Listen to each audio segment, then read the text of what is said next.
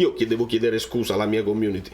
Devo chiedere scusa alla mia community perché quando mi si dice scanzuolo io non l'ho mai voluto dire, ho cercato sempre di evitarlo. Se l'ho detto poi mi sono pentito perché non volevo e volevo sperare che...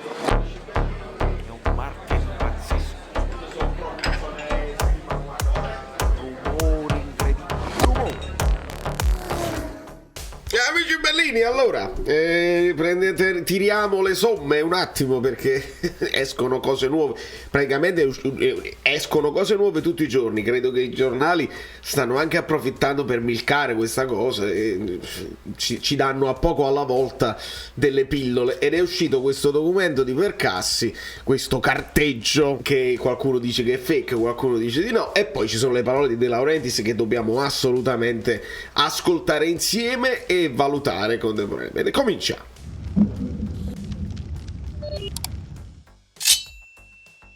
Allora, noi benvenutiamo Salvatore Villano, che non è un villain, perché Iron Man. Benvenuto sul canale. Tutti quelli che si vogliono iscrivere sono i benvenutissimi, e quelli che vogliono lasciare like devo ringraziarvi per i like sull'ultimo video, veramente, perché poi alcuni di voi non sanno che io faccio anche gli short per il mondiale, ma il mondiale è arrivato ad una fase dove secondo me le sorprese stanno finendo, adesso è così, e quindi gli short non capitano in prima pagina. Quindi grazie a tutti quelli attenti che stanno iscritti sul canale Telegram che trovate in basso in descrizione, e grazie, perché è un momento difficile per noi tifosi del Napoli, che ci manca la nostra squadra, vogliamo vedere il verde del campo e insomma così. Allora, tirando le somme, in questo momento sta giocando il Brasile e speriamo semplicemente che Kim non sia, ma perché già stanno vincendo 2-0. Sei già mezzo infortunato, vattene in vacanza, amico mio. Lo so che tu per cultura, per tua cultura personale darai tutto, speriamo che non si faccia male e va bene così. Quindi l'Argentina passa, la Croazia passa, il Giappone, quegli altri stanno uscendo tutte le squadre, non ci sono più l'Inghilterra, non ci saranno più upset probabilmente, ed è ipotizzabile che vadano avanti le più grandi. Ma andiamo a parlare dell'argomento del giorno, andando ad ascoltare le parole di De Laurentiis. Poi leggiamo quel documento di Percassi, perché per quello di Percassi dicono che è fake, ma io ho un'altra opinione. Che possa essere una calciopoli nuova, Presidente? A me, ripeto, Un sistema, diciamo così, di... non sta a me, sta pensa che No, esatto, lo no. teme, intendo dire. La veda, io ho già detto che il calcio è malato dall'alto. È malato dall'alto perché quando uno non vuol capire che non ci sono sufficienti risorse per ancora andare avanti con questa tipologia di campionato e non si vuol fare la rivoluzione copernicana perché poi bisogna essere rieletti. Questo è un problema di tutti quelli che sono sottoposti a rielezione nel mondo della politica, nel mondo dell'industria, nel mondo dei sindacati, nel mondo dello sport. E quindi nel mondo dello sport purtroppo la sorveglianza è latente e la volontà di voler modificare e crearsi magari delle antipatie è difficile trovare. Scusatemi un attimo, no? Ma che risposta è? No, io voglio capire. Mi stanno chiedendo sulla Juventus. La prima risposta è giustissima, è proprio quello che io volevo, ed è meno male, perché deve dire non sta a me, ed è proprio giusto, bravo Presidente, che non sta a me decidere, devono fare le indagini, devono arrivare alle sentenze e devono decidere loro così, non sta a me fare. Bene, ma poi dopo lo teme il nuovo calciopoli. Ma veda, e parte con questa cosa del vogliamo più soldi. Questa è la risposta di De Laurentiis. La risposta di De Laurentiis è noi tutti vogliamo più soldi, non ci piace che i diritti TV vengano gestiti da Gravina, dalla FIGC, e quindi vogliono più soldi, ragazzi, vogliono gestire loro la spartizione della torta, e questa è la risposta. Non si vuole fare, i campionati non piacciono, vogliamo la rivoluzione, eccetera eccetera. È quasi una roba super leghiana, se vogliamo, e così non va bene. Cioè, invece di parlare, la risposta è che poi lo disse in passato e piacque a qualcuno e a qualcuno meno. Se è successo qualcosa di illecito, se si sono fatte delle cose che non si dovevano fare, dov'è la competizione sportiva leale che permette a tutte le squadre, sono 20 squadre, tutte le squadre devono poter competere per vincere il titolo, perché questo è lo sport, partire tutti quanti a 0 punti e chi ne fa di più vince. Si può fare con lo già avere differenti possibilità economiche già significa che tu non è che te la puoi giocare alla pari. Però poi esistono gli upset, li vediamo nei mondiali, esistono le favole, esistono i momenti in cui la squadra più piccola vince con la squadra più grande, e il calcio è bello proprio per questo. Non c'è niente di tutto questo in questa risposta, c'è semplicemente rivoluzione, dobbiamo fare, il calcio è malato dall'alto, siete vecchi che dice sempre, e quindi vogliamo fare la rivoluzione. Ma della risposta sulla Juventus non c'è traccia assolutamente. È come se lui non se ne importasse proprio. Loro facciano quello che vogliono fare, io devo fare le cose mie, eccetera eccetera.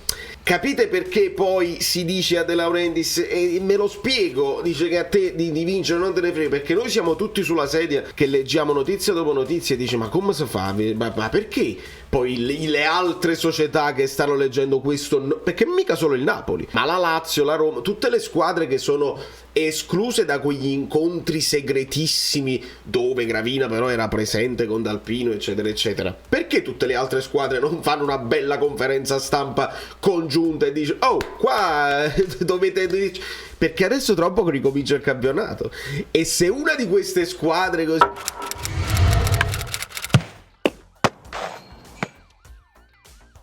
fa delle partite un po' meno di competizione leale contro le loro consorelle, perché queste sono le vere sorelle, non sono le 7 sorelle che possono vincere tutti i campionati. Le vere sorelle sono queste qua che si incontrano e fanno le cose, le cofecchie loro, e si organizzano quello che si devono organizzare. Questo è il problema principale. Andiamo a vedere questo Napoli così stellare, cosa si aspetta nella seconda parte? Ragazzi, quando vorremo parlare del Napoli ne parleremo, adesso lasciamoli allenare lì in Turchia, stanno sul mare, felici, contenti, sereni, sono tutti quanti. Hanno visto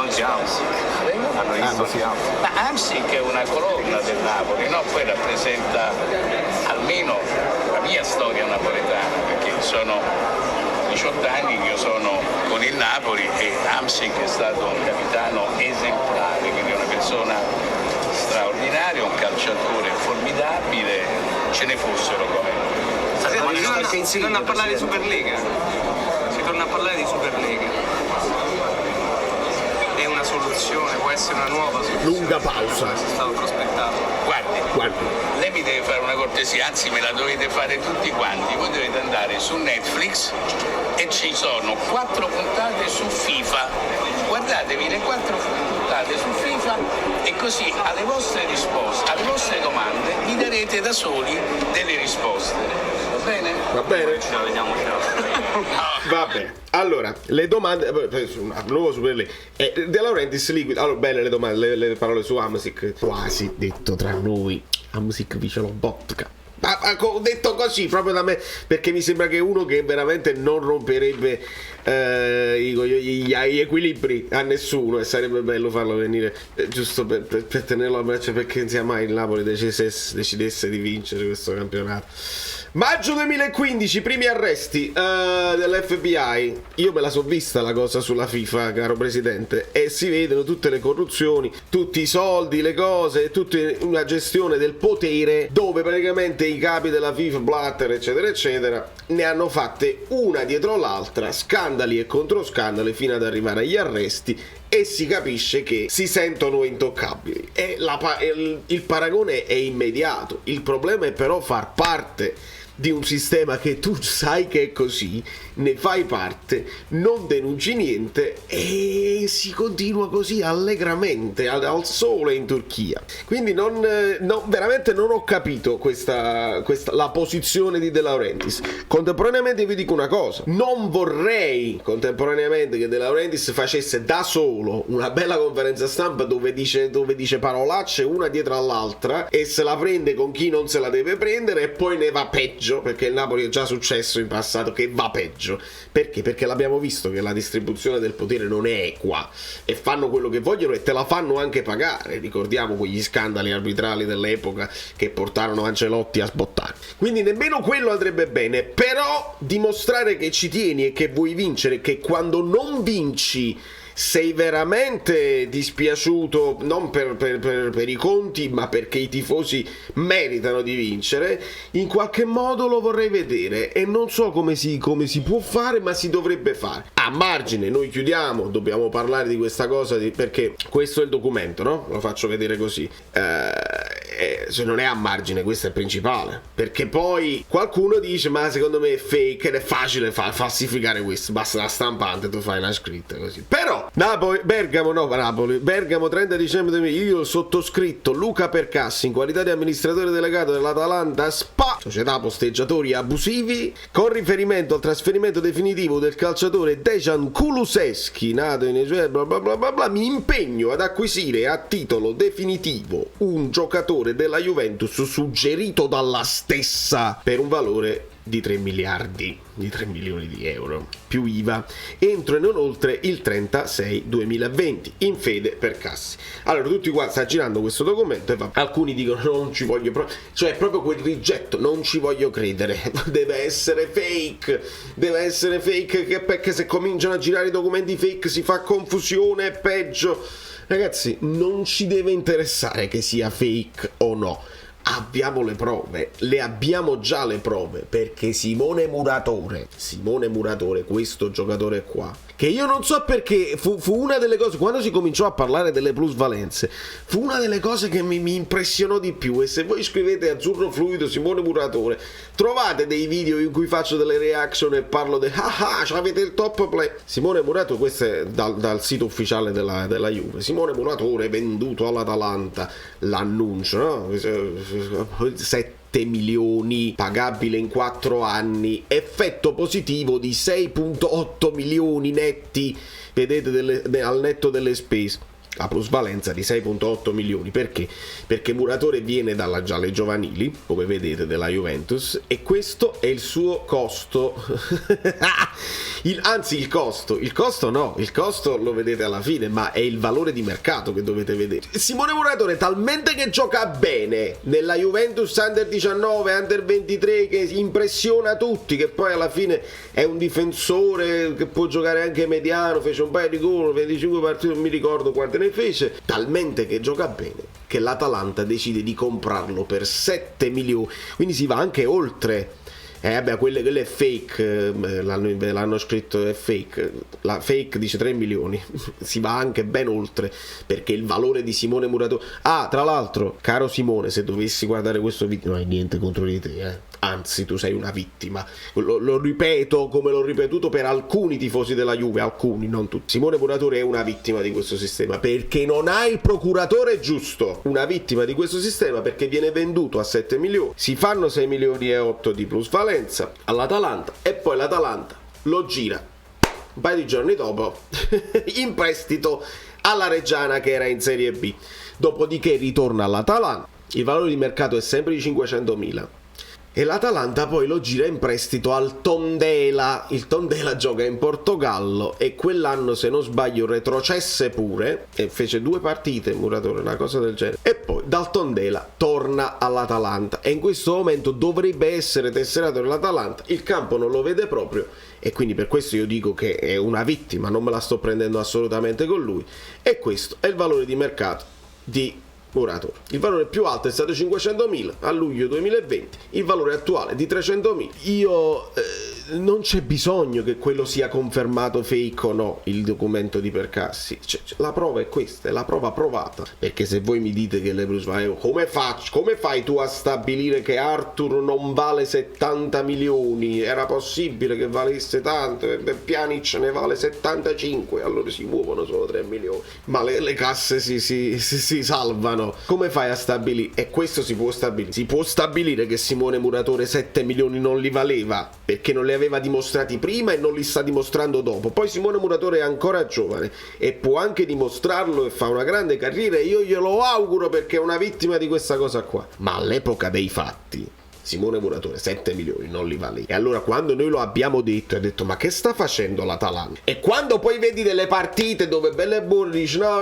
non facciamo giocare il portiere titolare contro la Juventus alla prossima, ma quello... E vi rendete conto che diventa difficile seguire il campionato italiano così, ma tu devi credere che è tutto pulito, perché altrimenti che te lo vedi a fare? Non è tutto pulito, non è. Guardate. Fate lo screenshot. Leggete, o un giorno farò il video, non lo so. Non è tutto pulito, non lo è semplice. Poi può capitare una stagione particolare dove si può anche vincere, tu le fai le schifezze, ma non basta. E noi speriamo in quello, noi naive, sognatori, perché noi siamo dei sognatori. Però scemi no. E quando vediamo Muratore venduto a 7 milioni, già prima del fatto della Reggiana, già dice ma è un po' strano, non l'ho mai sentito nominare questo qua. E ci accusano che siamo dei pagliacci perché noi non crediamo che è tutto a posto. Signor, Atalanta, Sassuolo, io devo chiedere scusa alla mia community.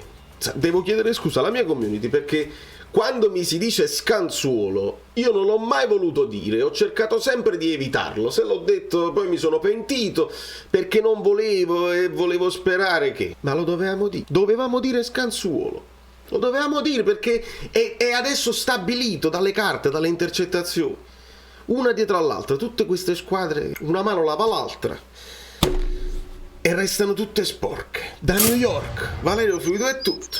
Vediamoci il mondiale. Divertiamoci, e non vedo l'ora che torni il Napoli in campo perché io devo parlare di Kvaratskhelia, di nient'altro, di questo ragazzo. Vicia Kvaratskhelia.